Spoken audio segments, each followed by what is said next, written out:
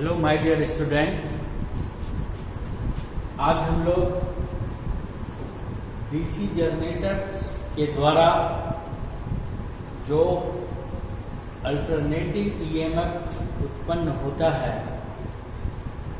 उसके calculation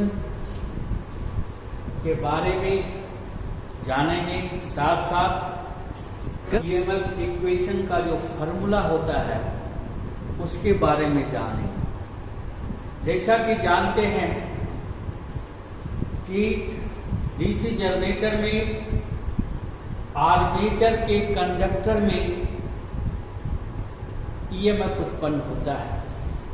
armature में बहुत से कंडक्टर रहते हैं जिनका कुल संख्या हम लोग Z द्वारा सूचित करते हैं।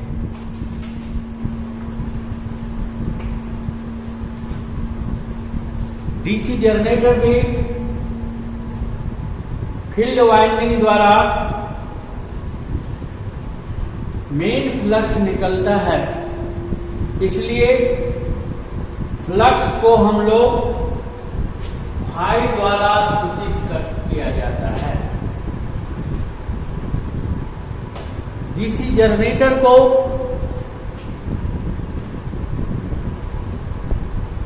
उसके आर्मेचर को जितने स्पीड में घुमाया जाता है उसे N द्वारा सूचित किया जाता है, जो आरपीएम में दर्शाया जाता है।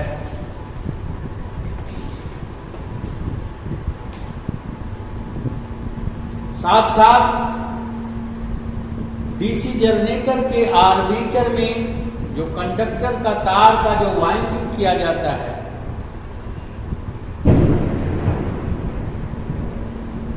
वह वाइंडिंग दो प्रकार से होता है, या तो लैप वाइंडिंग करेंगे या वेव वाइंडिंग करेंगे।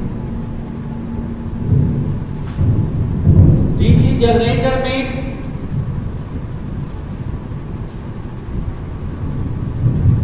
मेन फ्लक्स जो निकलता है वह चुंबकीय पोल ध्रुव के द्वारा होता है। तो उस जनरेटर में जितने पोल की संख्या होता है उसे P द्वारा दर्शाया जाता है। जैसा कि हमने बताया कि आर्मेचर के कंडक्टर में दो प्रकार का वाइंडिंग दोनों में से किसी एक प्रकार का किया जाता है, या तो लैप वाइंडिंग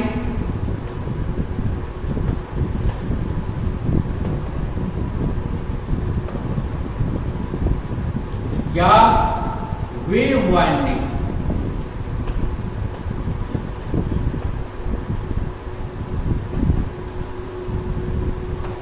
इन दोनों वाइंडिंग में से कोई भी वाइंडिंग उसमें एक वाइंडिंग किया जाता है। लेव वाइंडिंग करने से क्या होता है, लेव वाइंडिंग में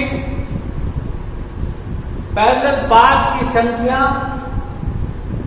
उस जनरेटर के चुंबकीय फ्लक्स बनाने के लिए जितना नंबर का पोल होता है उसी के बराबर पैरेलल पाथ की संख्या होता है। यानी लैप वाइंडिंग में P बराबर A होता है, यानी A जो होता है वह पैरेलल पाथ की संख्या होता है।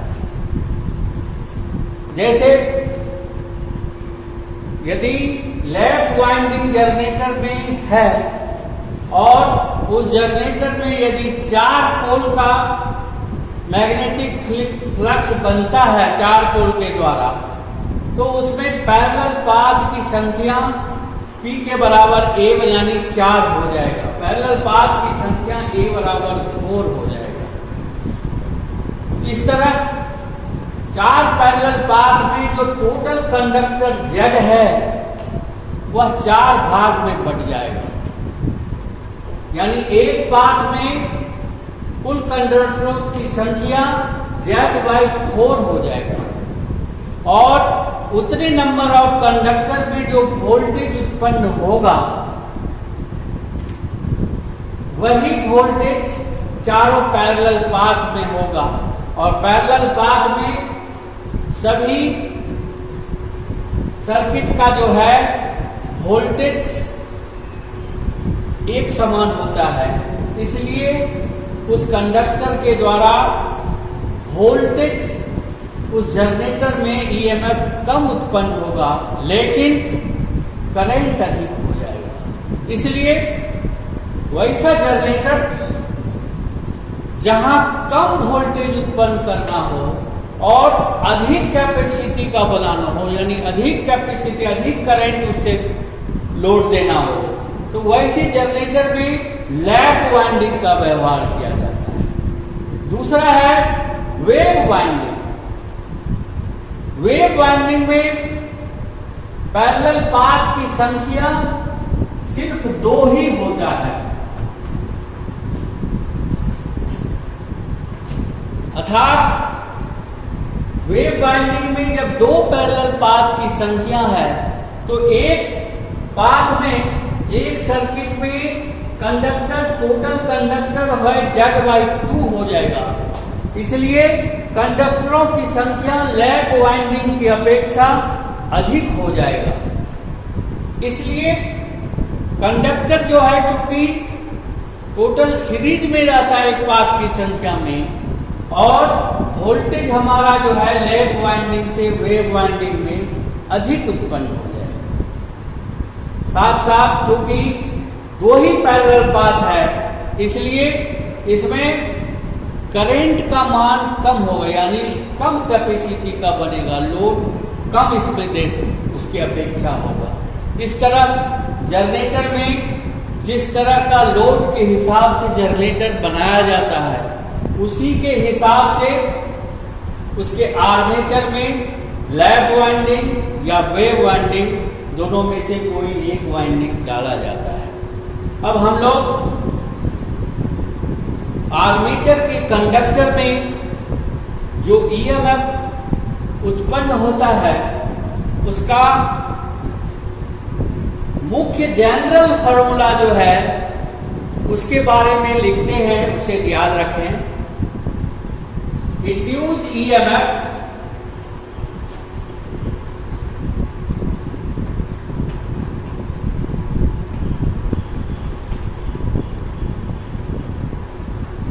बराबर होता है I/P(n/60)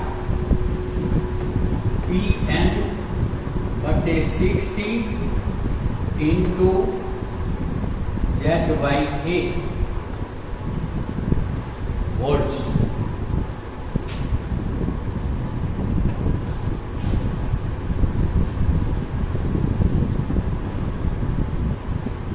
हाई हो गया जनरेटर का आर्मेचर जिस मैग्नेटिक फील्ड के अंदर घूमता है उस मैग्नेटिक फील्ड के द्वारा जो फ्लक्स का मान निकलता है उसको हम लोग फाई से सूचित किया जाता है। पी जो है उस फील्ड वाइंडिंग में जितना नंबर का पोल संख्या बनता है वही उसका जो है नंबर ऑफ पोल्स है। साथ साथ एन जो है आर्मेचर के घूमने का स्पीड आरपीएम में दर्शाया जाता है। जेड जो है वह आर्मेचर में कुल कंडक्टरों की संख्या है, टोटल नंबर ऑफ कंडक्टर्स। और ए है उस जनरेटर के आर्मेचर में जिस तरह का वाइंडिंग किया है वो ए कितना पैरेलल पाथ है वो उसके बारे में बताता है। इस तरह जनरल फार्मूला जो डीसी जनरेटर का होता है, डीसी जनरेटर का जो जनरल फार्मूला होता है वह हम लोग इस सूत्र द्वारा निकालते हैं।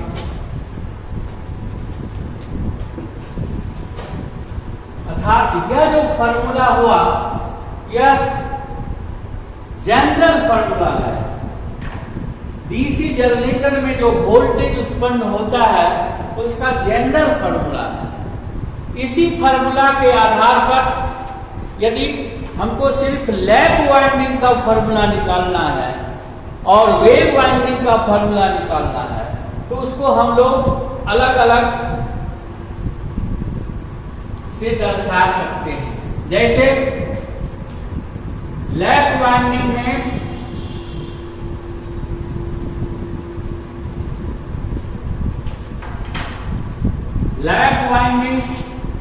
में जो फॉर्मूला होता है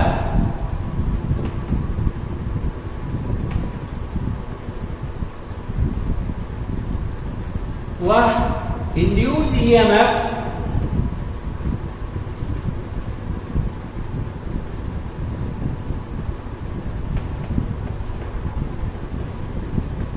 बराबर होता है 5 ZN बटे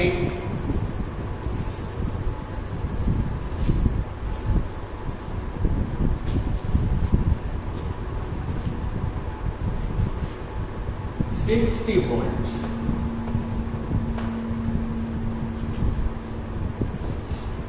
IZN बटे 60 वोल्ट।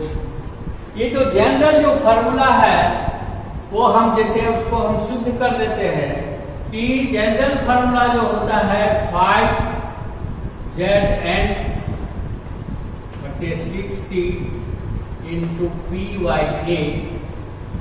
तो लैप वाइंडिंग में P बराबर A होता है, इसलिए ये दोनों का मान बराबर है, इसलिए ये कट जाता है। इसलिए लैप वाइंडिंग में जो फॉर्मूला होगा इंड्यूस ईएमएफ का 5ZN बटे 60 वोल्ट ओनली। उसी तरह उसी जनरल फॉर्मूला के आधार पर हम लोग वेव वाइंडिंग का कैलकुलेशन करते हैं। वेव वाइंडिंग का फॉर्मूला कैसे निकलता है इसको भी हम लोग देखें। क्योंकि वेव वाइंडिंग में पैरेलल पाथ की संख्या A बराबर 2 होता है, इसलिए जनरल फॉर्मूला जो 5ZN बटे 60 इंटू PYA जो है, तो अब अगर यहां A का मान 2 दे दे तो फॉर्मूला बन जाएगा 5ZPN बटे 120 वोल्ट। अर्थात वेव वाइंडिंग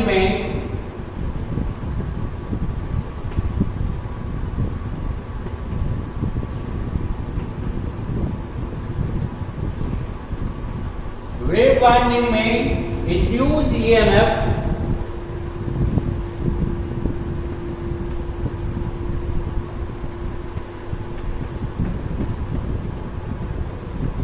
बराबर होता है 5ZN P बटे 120 वोल्ट। इस तरह हम लोगों ने देखा कि डीसी जनरेटर के आर्मेचर के कंडक्टर में जो ईएमएफ इंड्यूस होता है उसको 3 तरह से उसका फॉर्मूला हम लोग ज्ञात करते हैं।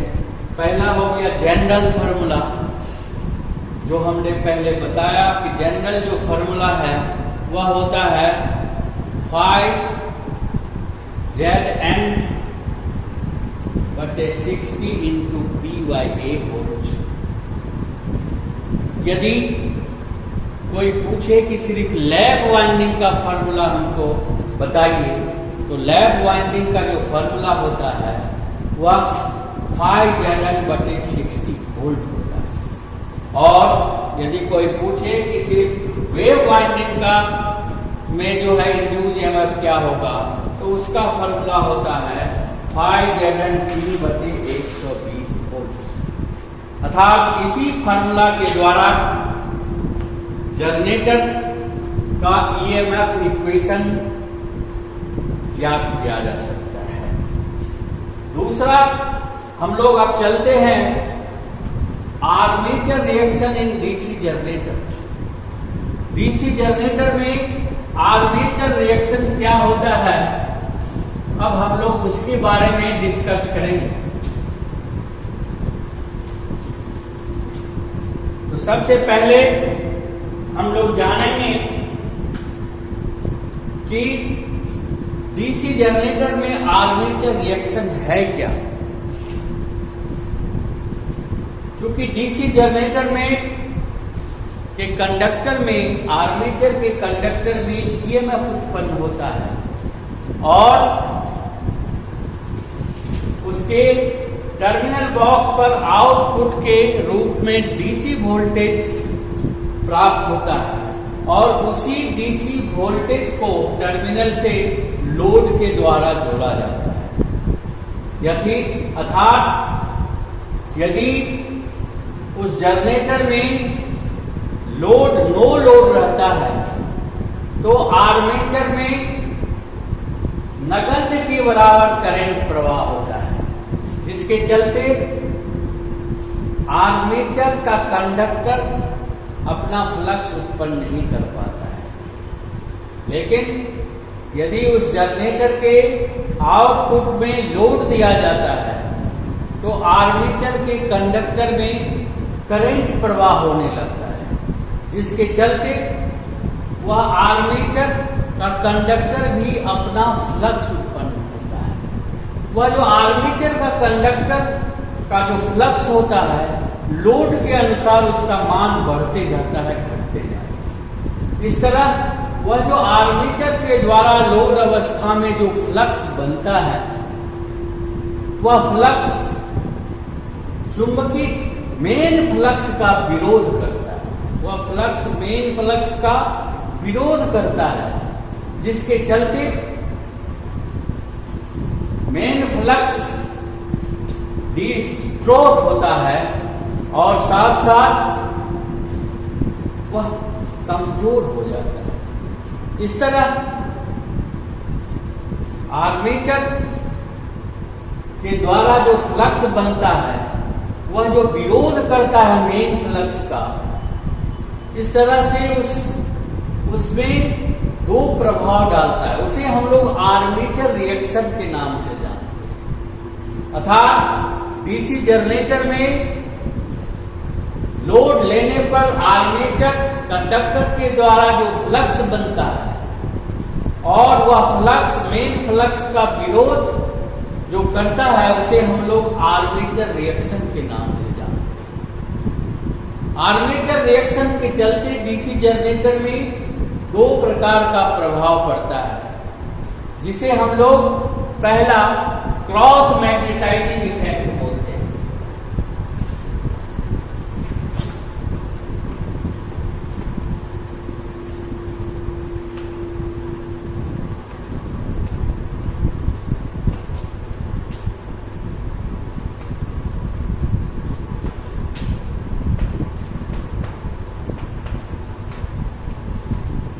और दूसरा डीमैग्नेटाइजिंग इफेक्ट।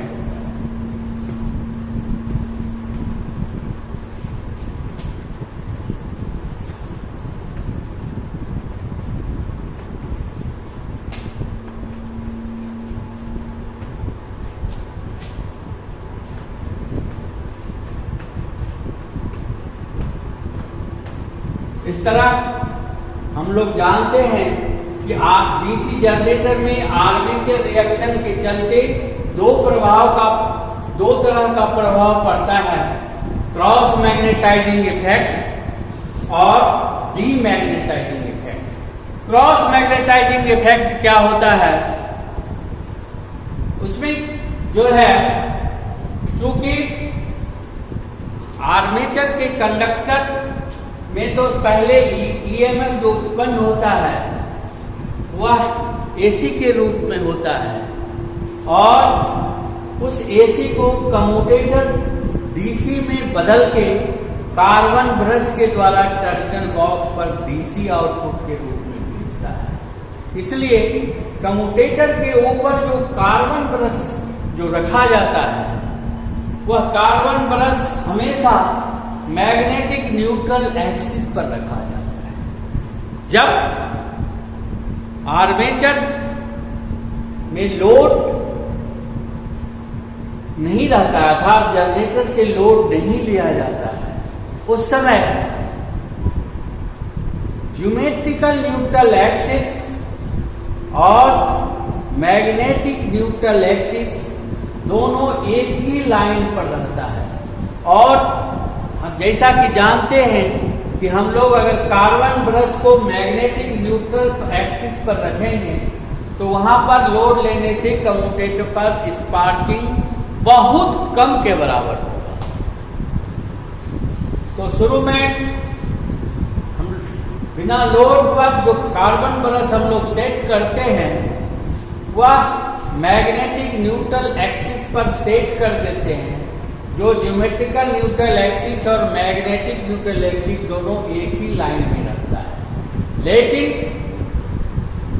जब हम उस जनरेटर में लोड लेते हैं, यानी आर्मेचर जब करंट प्रवाह होता है, तब उसमें आर्मेचर रिएक्शन होता है, यानी क्रॉस मैग्नेटाइज इफेक्ट जो होता है वह क्या होता है कि उस आर्मेचर रिएक्शन के चलते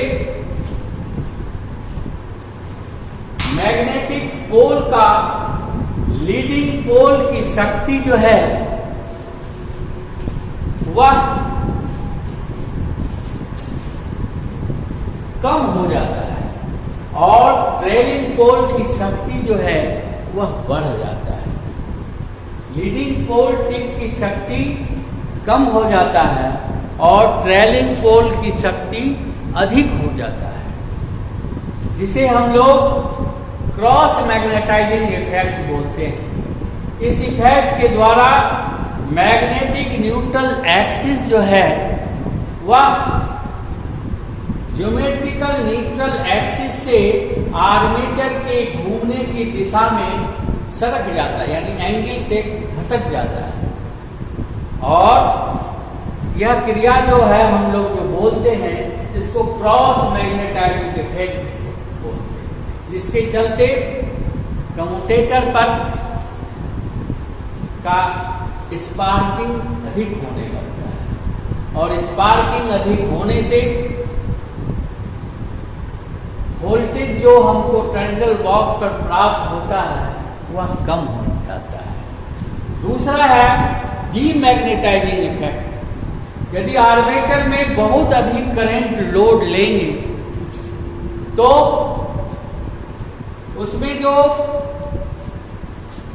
मैग्नेटिक पर उसके चलते मेन फ्लक्स जो है वह कमजोर हो जाता है, जिससे लोड बढ़ने पर वह जो है वोल्टेज बहुत अधिक ड्रॉप होने लगेगा। इसलिए हम लोग आर्मेचर रिएक्शन के द्वारा जानते हैं कि आर्मेचर रिएक्शन में के चलते डीसी जनरेटर में मुख्यतः दो प्रकार से प्रभाव पड़ता है।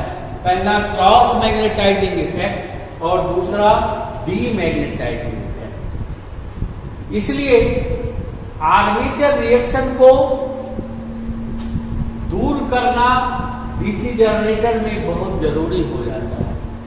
आर्मेचर रिएक्शन को दूर करने के लिए डीसी जनरेटर में मैग्नेटिक पोल के ऊपर अंदर जो है कंपनसेटिंग वाइंडिंग लगाया जाता है। वह कंपनसेटिंग वाइंडिंग जो है आर्मेचर के सीरीज में जुड़ा हुआ रहता है। जैसे जैसे आर्मेचर के कंडक्टर में करंट बढ़ेगा वही करंट कंपनसेटिंग वाइंडिंग में जाएगा। जो प्रभाव मेन फ्लक्स पर पड़ता था वह इसका विरोध करते रहेगा, यानी वह उसको सहायता करते रहेगा और आर्मेचर रिएक्शन नहीं होने देगा। दूसरा है जब बड़ा बड़ा जहां जनरेटर है वहां पर दो मुख्य पोल के बीच में इंटरपोल लगा करके भी आर्मेचर रिएक्शन को दूर किया जाता है। और इंटरपोल वह का जो कॉइल है वह आर्मेचर के सीरीज में जुड़ा हुआ रहता और यह पोल जो है अपने आने वाले एडजस्टेंट पोल का जो है वह सहायता करते रहता है, इसलिए लोड पड़ने पर भी आर्मेचर रिएक्शन नहीं होने देता है, अर्थात क्रॉस मैग्नेटाइज इफेक्ट नहीं होने देता है और डीमैग्नेटाइज इफेक्ट नहीं होने देता है। आज हम लोग डीसी जनरेटर के ईएमएफ इक्वेशन एवं आर्मेचर रिएक्शन के बारे में डिस्कस किए। आशा है आप लोग इसको अच्छी तरह से समझे होंगे। नेक्स्ट क्लास हम लोग अल्टरनेटर अर्थात एसी जनरेटर के बारे में